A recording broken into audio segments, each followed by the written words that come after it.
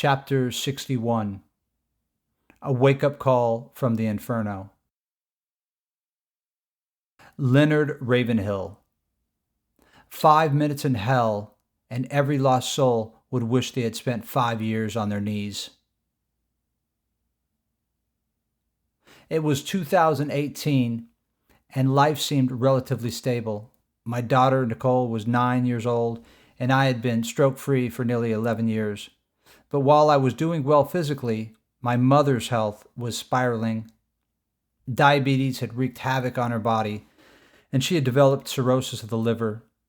By the end of the year, she was on hospice care at my parents' place up in Colfax, living with pain that ranged between a 9 and a 10 on the pain scale. She was in a bad way. Watching her suffer was unbearable.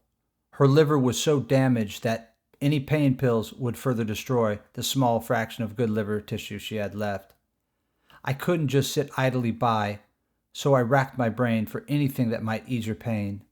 Having been around marijuana for most of my life and using it recreationally in the past, I knew cannabis and CBD oils could help regulate pain levels, or at least the bare minimum, just get her mind off the pain. After more thought than prayer, I decided to take matters into my own hands. I began making cannabis oil for my mom. It worked. Her pain eased enough for her to rest, but the process was costly. This is when a client of mine who owned several marijuana grow warehouses suggested using kief instead of traditional cannabis. He explained that kief, the concentrated resin crystals of the plant, was exponentially stronger, containing between 50 and 80% THC compared to the usual 12 to 25% in marijuana flower. What I did not know is there's very little CBD in kief. It's important to understand that marijuana contains two components, CBD and THC. CBD is responsible for its calming effects, while THC is what induces a detached psychedelic experience. What I was preparing was a purely psychedelic high, without any of the calming effects. So I had no idea what I was getting myself into. The process itself was simple enough. I used coconut oil since my mom didn't like the taste of olive oil. I set up a crock pot, added the kief and oil, and let it cook on low for about 15 hours overnight. The next morning, I strained the mixture through cheesecloth to separate the plant material, leaving only the potent oil. But in my rush, I didn't think to wear gloves. So the oil soaked into my hands as I squeezed it through the cheesecloth. It even ended up in my hair as I absent-mindedly ran my fingers through it. I didn't realize the THC could penetrate my skin, seep through my dermis, and enter my bloodstream. To make matters worse, in my arrogance, I decided to sample the oil. I wanted to ensure it was strong enough to help my mom, and I believed my tolerance was high from all the past years of use. Without a second thought, I gulped down an entire dropper, roughly 20 drops, of a product containing 50 to 80% THC. What I didn't account for was that between the oil on my hands, my scalp, and the dropper full I ingested, I had absorbed what felt like 100 times the typical dosage needed to get high. 5 minutes later, I knew I had made a catastrophic mistake. The effects hit me like a freight train. My muscles began to cramp, and I felt an overwhelming heaviness in my body. Panic set in. I wiped my hands frantically and dried my hair with a towel, but it was too late. The THC was already in my system. I called for Claudia to come downstairs. She knew I was making oils for my mom, but she hadn't expected me to ingest any myself. I told her what I had done, admitted that I'd taken far more than a safe amount. Even as I spoke, I felt my body slipping away from me. My muscles were locking up, and I could barely move. We lumbered upstairs to the master bedroom. I collapsed onto the bed, shivering uncontrollably.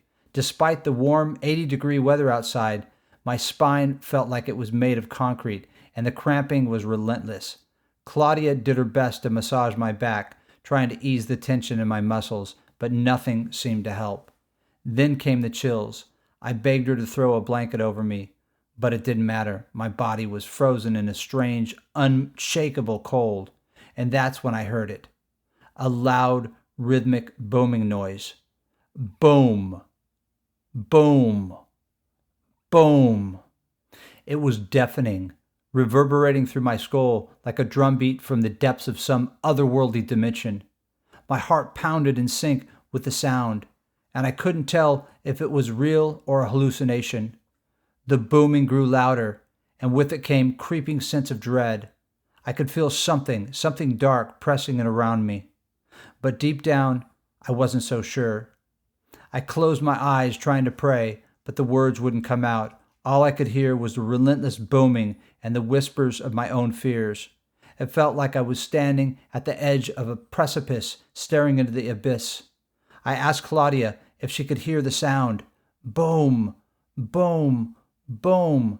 The rhythmic pounding was so loud, I thought it might be coming from outside, or maybe even deep within the house. She looked at me, her brow furrowed with concern. "What noise?" she asked. Her words stopped me cold. She couldn't hear it. I stared at her, my chest tightening as the realization dawned on me. It wasn't a noise from the world around me. It was my heart. The booming slowed, the rhythmic breaking apart as though something was pulling it to a stop. My breathing became shallow, and I felt an icy fear creep through my veins. "Claudia," I whispered hoarsely, "my heart, it's slowing down." Her hands gripped mine as she fought back panic. Darkness began to seep into the edges of my vision, swallowing the room whole. My last conscious thought was that I might never wake up again. And then everything went black. But just as suddenly as I blacked out, I was awake again. Only I wasn't in my bedroom. I wasn't in my house. I was falling. The sensation was immediate and overwhelming. I was plummeting at an incredible speed, faster than anything I'd ever experienced. The air whipped around me, but it wasn't cold. It was hot, intensely hot. The heat grew with every passing second, as if I were descending into the heart of a furnace. The darkness around me was impenetrable, but every so often fire would erupt on either side of me. The flames were sporadic, licking up from the abyss below in bursts that illuminated the walls of what felt like a tunnel or a vast, endless hole. The fire wasn't like anything I'd ever seen before. It wasn't just heat or light. It felt alive, malicious, as if it had a purpose beyond burning. Panic gripped me as I tried to orient myself, but there was nothing to hold on to. No ground, no walls, no sense of control. I was just falling. Then, out of nowhere, I heard it. A voice. It was loud, echoing through the blackness with authority that shook me to my core. Yet despite its power, there was a strange tenderness to it, a mix of love and stern warning. The voice spoke directly to me. "If you continue down this path, there will be no room for salvation." The words hit me like a thunderclap, reverberating in my very soul. I cannot say with certainty that this was the voice of God, but it felt divine. It wasn't condemning. It was calling me back, urging me to turn away from the direction I was heading. And then, as quickly as it had begun, it was over. I sat up in my bed, disoriented and drenched in sweat. My body ached, my muscles still tight from the THC overdose, and my head was spinning. Claudia was sitting next to me, her face pale and her eyes wide with worry. "You were out for 3 hours," she said, her voice trembling. "I couldn't wake you up. I didn't know what to do. You were breathing, so I didn't call the ambulance."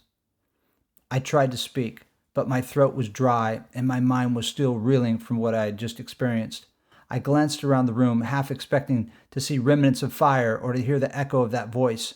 But there was nothing, just me, Claudia, and the aftermath of a mistake I would never make again.